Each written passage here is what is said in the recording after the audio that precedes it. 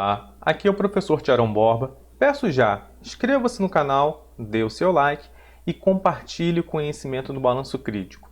Nesse vídeo vou tratar das questões de médio e longo prazo que o novo secretário de Educação, Conte Bittencourt, vai enfrentar.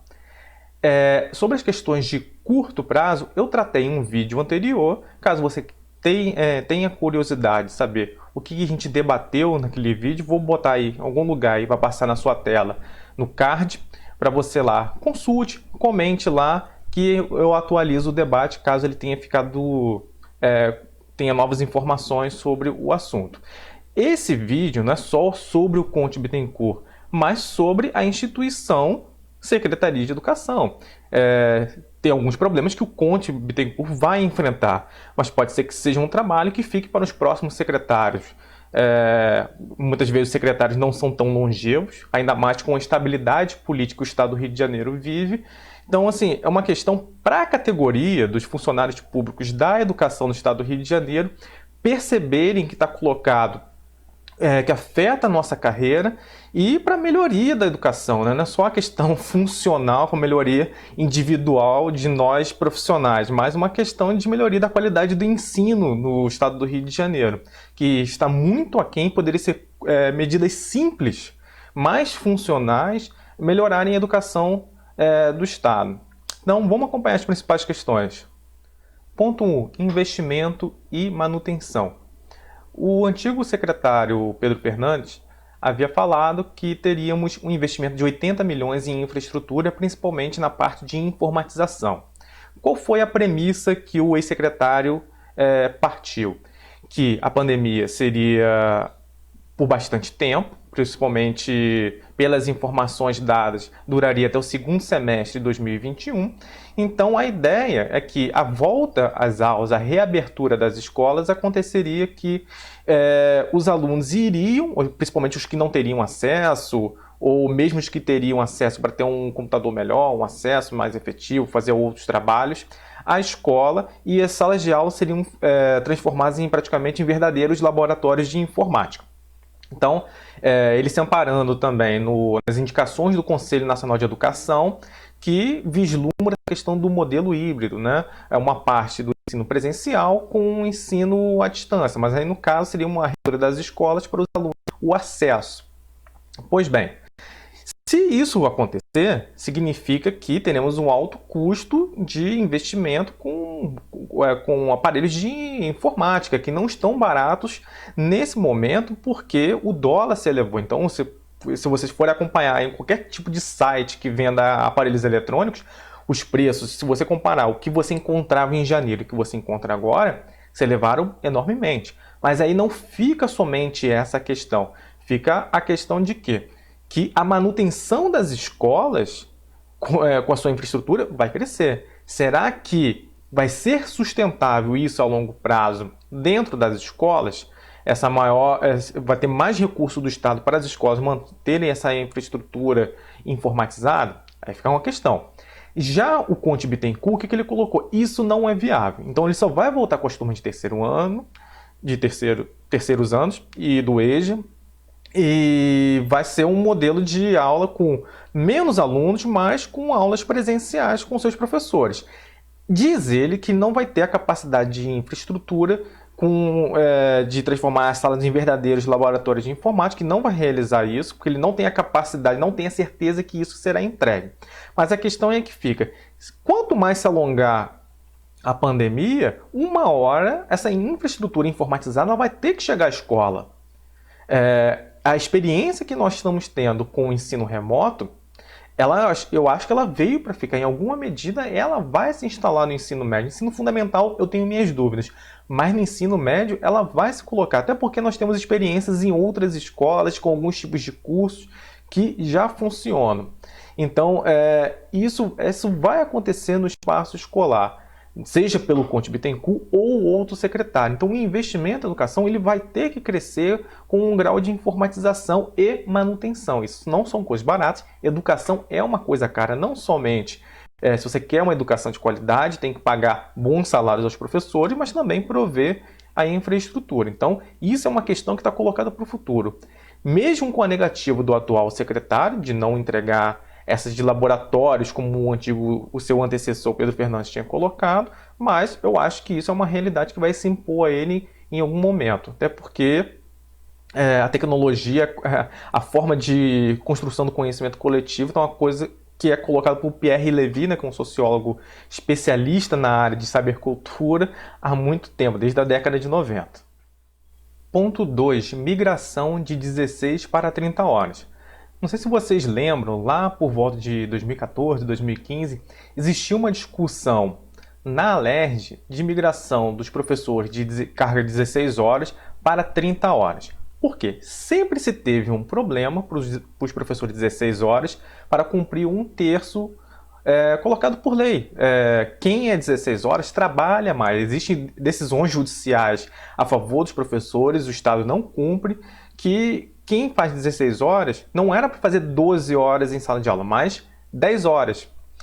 E a migração para 30 horas foi colocada como uma alternativa de acabar com dois problemas. Essa questão do 1/3 de planejamento e também da carência de professores. Esse tema foi retomado pelo Pedro Fernandes, até estava bastante avançado, mas parece que o projeto está parado. E o projeto ele é ruim porque existem várias premissas para que você consiga essa migração é longa, não acontece de uma hora para outra, tem que existir carência, tem que existir uma compatibilidade de horários. Lembrando, nem todo professor da SEDUC é só da SEDUC, ele dá aula em outras unidades escolares que não necessariamente na rede estadual. Por exemplo, tem uma matrícula municipal, ou também dá aula em escolas particulares, ou tem uma outra profissão realmente no setor privado. Então, a premissa do projeto ele é inteiramente ruim.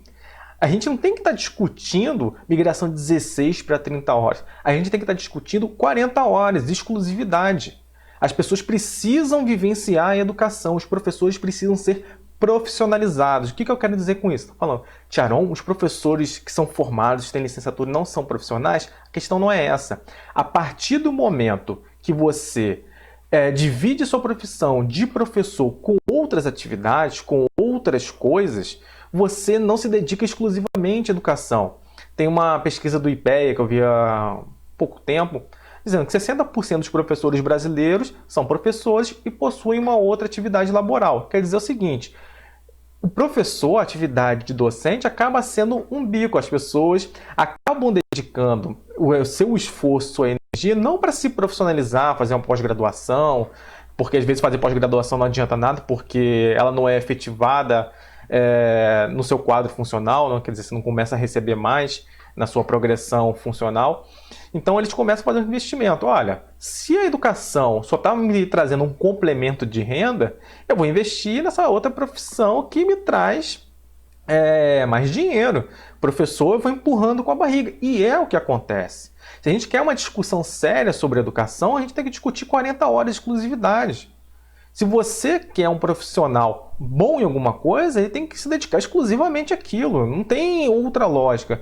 Essa questão de você ter uma matrícula no lugar, no estado, ou uma matrícula no município, trabalhar em N escolas, você não se envolve com problema nenhum. Ou se envolve, às vezes, em uma questão específica ou outra, mas a gente não consegue solucionar e encaminhar problemas e soluções reais para a educação do estado do Rio de Janeiro. Até mesmo para você coletar profissionais para assumir uma boa direção de escola, que a maioria dos diretores, pelo amor de Deus, né, no estado, não são lá muito bons.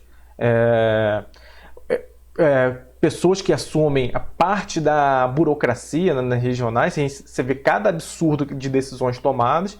Então, se a gente tivesse pessoas 40 horas, eu sou professor, aí ficou um tempo de sala de aula. Não, eu quero sair de sala de aula, mas eu quero assumir a parte burocrática. Teve aquela experiência de sala de aula, vivenciou aquilo, sabe os problemas, e vai indo para a parte burocrática, seja uma direção de escola, seja trabalhar na regional. A tendência é de qualificação e melhoria do sistema educacional como um todo. Não essa coisa zoneada como a gente tem, é uma coisa amadora. Parece, talvez, né, o Darcy Ribeiro esteja com toda a razão. O Brasil, a crise na educação não é uma coisa momentânea, é um projeto. Então, Essa é uma grande questão. Exclusividade, 40 horas para os professores. Obviamente, isso tem que vir com um gatilho salarial. Por quê? As pessoas não vão optar pela migração de 40 horas caso não exista uma recuperação salarial periódica. Por exemplo, botar um mecanismo. Os deputados estaduais receberam aumento, automaticamente os professores recebem aquele percentual de aumento. É uma iniciativa. O governador recebeu aumento salarial, então a gente vai ter esse gatilho. E deixa também o mês de maio, também aquele mês que os sindicatos reivindicam, né, as melhorias salariais, colocam suas pautas lá para o governador, o secretário de educação, enfim. Né? Então essa é a principal questão. Ponto 3, valorização salarial. Como a gente estava falando no ponto 2, enquanto não houver uma política séria de reestruturação das carreiras de Estado, dos professores principalmente, com a valorização salarial, veja bem, os professores hoje estão com 30% de defasagem de um salário que não é alto. Uma defasagem que pode falar assim, é a defasagem da defasagem, porque se a gente for falar historicamente, os professores sempre ganharam pouco, pelo menos nesses 30 anos. Veja bem, compare proporcionalmente a carga horária dos professores na estrutura de Estado do Rio de Janeiro com outras carreiras. Os professores vão ganhar menos. Então é uma desvalorização histórica dos profissionais da educação. Então, assim, melhorar o salário não garante nada. A gente tem que ter um compromisso dos governantes em cumprir o que é direito. Por exemplo, triênio entra direito, beleza. Agora, quinquênio, às vezes você demora anos para receber. Incorporação da pós-graduação ao salário. Também demora anos. Você entra com o processo, aquilo ali fica rolando, e depois até para ser publicado no Diário Oficial para entrar no seu salário, também demora bastante tempo. Então, essas coisas vão desanimando os professores ao quê? A se qualificar e se dedicar integralmente à profissão. Por mais que o Estado chegue aqui agora, vamos colocar 40 horas. Às vezes nem todos os professores vão querer, porque eles têm atividades mais lucrativas em outro setor. Como o Estado não goza de credibilidade com seus funcionários, eles vão falar, o Estado está prometendo isso hoje, mas muda o governo, muda tudo. Vão querer retirar nossos direitos, pagar menos, etc. Não vou deixar minha profissão, que é lucrativa hoje, para ficar inteiramente no Estado. Ou mesmo quem tem duas matrículas, uma no Estado e outra no município, meu município paga direitinho, paga mais que o Estado. Eu não vou sair do município e entrar no Estado, que é uma coisa incerta. Então, tem que haver um compromisso dos governantes. Os próprios deputados, quando discutem da Comissão de Educação, quando discutem as questões educacionais, também é uma discussão lá não muito boa, né? O encaminhamento dessa discussão do projeto de 16 e 30 horas, com deputados que são professores, ou eles nunca deram aula, nunca estiveram presentes numa escola, não sabem o que é a vida do professor, né? Tem alguns que se colocam professores e estão entubando aquele projeto que é ruim. Então é extremamente complicado. Então, sem melhoria salarial, valorização salarial, não há a melhor qualidade da prestação de serviço para o cidadão. Não é uma coisa só para o professor, para o próprio cidadão. Né? Obviamente que eu vou defender aqui a minha categoria profissional, mas a gente é funcionário público e presta um serviço, a gente tenta prestar um melhor serviço, mas isso vem com contrapartidas de quem nos paga. Né? Então, se você gostou do vídeo, dê o seu like. Não gostou do vídeo, dê o seu dislike, mas comente aqui embaixo. Vamos expandir essa discussão de médio e longo prazo. Não pertence só ao Conte Bittencourt, mas a qualquer pessoa que vá estar na frente da instituição Secretaria de Educação. Um abraço, até a próxima.